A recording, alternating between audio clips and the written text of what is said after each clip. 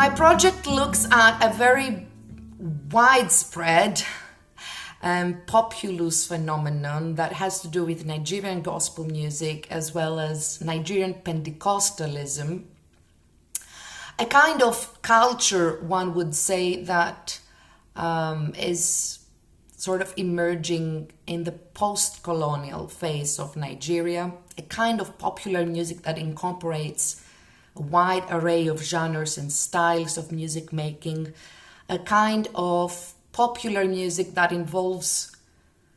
intense body movement and expression into the worship or performance space. And so initially I was looking upon migrant congregations employing this kind of music in my home country, Greece.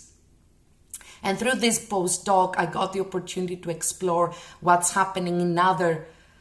local and distinct settings of Nigerian Pentecostal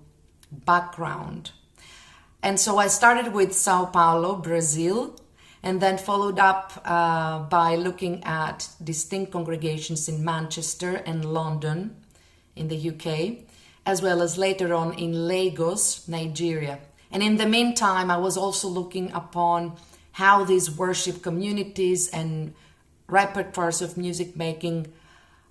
have a unique presence in the social media that's sort of complementary to their on-site presence. Now,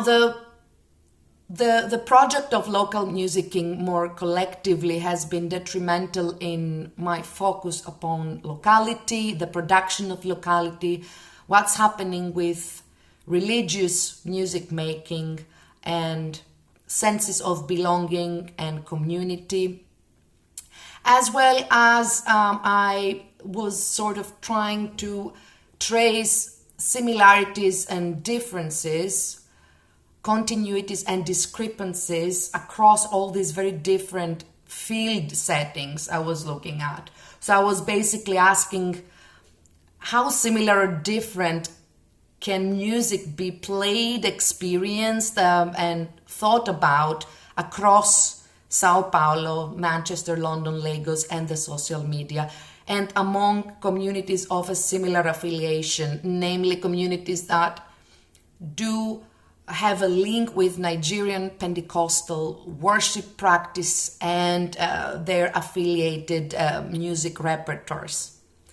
Now, the more I involved myself in this, I realized that it's quite problematic to speak about Nigerian Pentecostalism or to sort of impose a certain identity in this phenomenon, an identity that has to do with a certain nationality, denominational identity, and even a kind of displacement or migrant and diasporic identity between Nigeria and any other given place outside of Nigeria. My more sort of contemporary understandings of this phenomenon, understandings that I'm hoping to share in my book publication that's currently under preparation, consider valuable to talk about local, translocal, and post-local articulations or understandings or positionalities of knowing about these kind of musics and communities, of research, of naming, and of experiencing. Such positionalities really make it hard to distinguish between